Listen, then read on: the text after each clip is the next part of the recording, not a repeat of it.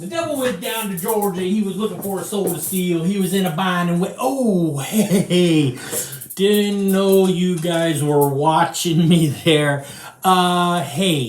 This is Mr. John. This is our midweek review, and we are talking about a guy named Job. No, it's not Job. It's actually pronounced Job. It's spelled J-O-B like the job we have, but it's pronounced Job.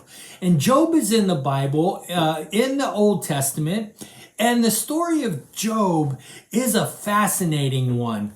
Job is a guy who is a true believer of God, and he is what is considered to be a very righteous man. But God and the devil are in conversation with each other, and the devil looks down at earth and he looks at the world and he looks at God and says, hey man, I think you're losing your grip here. The earth isn't looking too good in the we love God department. We got a lot of people down there not following you, God, and I think you're about to lose it. There's not anybody down there that even is worshiping you. And God sits there and says, well, if I find one guy, we just kind of back off type of thing, you know? And the devil, he's so sure of himself. He's like, oh, yeah. And he goes, well, we got my man Job down there. Job he's a righteous man. He follows me. He's a believer, and he will never forsake me. He will always follow me. And the devil kind of goes, God, come on, man. You picked Job?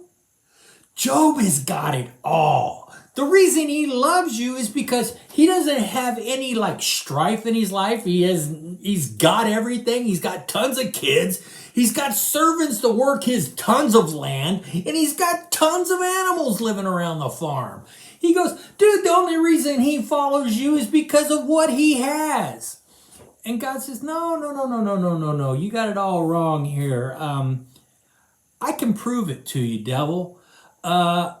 Listen, me and you will sit there and come to an agreement, and you can take away everything Job has. The only thing you cannot do is kill Job. You can't do that.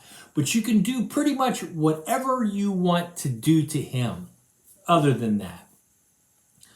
So the devil looks at God, Satan looks at God and says, okay, I'm going to win this one pretty easy, okay?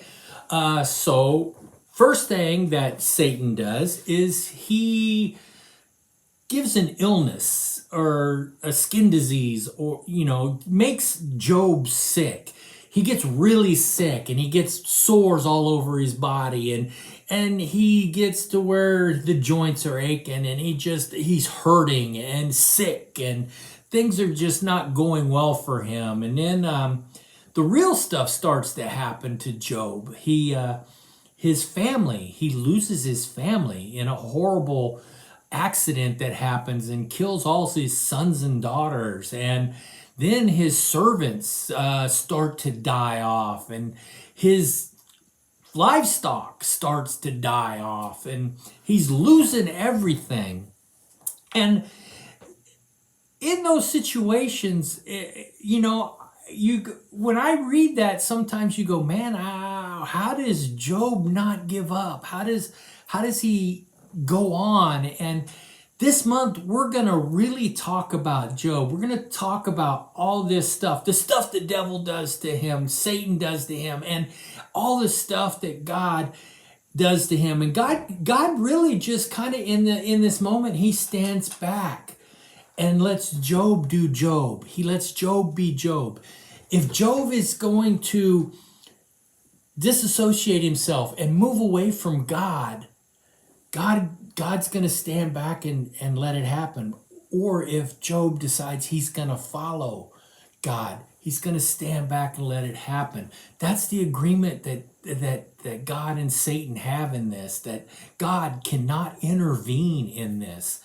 And we will see how the struggles that Job goes throughout this story, and we will talk about, our struggles that we have, like maybe you've had a bike stolen, maybe you got a brand new bike for your birthday, and you ride it to school, and you're so proud of this bike. It's got all the new bells and whistles. This thing can jump ramps and pop wheelies, and has, you can haul people because it's got the bars on the tires, and you can just, it's the best bike you've ever had. And you make sure and you get this special lock, this chain, so you take it to school, and you want to show everybody, and you ride up on your bike in that morning at school and show all your friends, and your friends are like going, dude, what a bike, man. That thing it's just kicking, man. It's so cool. And then you go into school, and you're sitting there all day, and you're just going, man, I can't wait for school to end. There's a little hill down there. I'm going to take my bike down that hill, and I'm just going to kick it as fast as I can. And then I'm going to jump the creek. That's what I'm going to do. And then you get out of school, final bell rings, and you go bolting past. You don't even grab your books out of your locker. You go bolting to your bike. And there you get to your bike, and there on the ground lays the chain. Cut. Somebody had cut the chain, and your bike got stolen. How do you react? How do you feel? Who do you blame? Who are you blaming? The person who stole the bike? Are you blaming the people of the school? Are you blaming maybe God? And we're going to talk more about that and delve deeper into that. And guys, I hope throughout the month we come to an understanding of how we should deal with these problems, okay? So, hey, verses coming up next. Hey, this is going to be a great month talking about Job. It's not Job, it's Job. Okay, so we're going to finish this off with our verse, and we will see you next time. Have a good one. Hey, talk to you later, guys. Bye. God's voice thunders in marvelous ways. He does great things beyond our understanding. Job 37:5.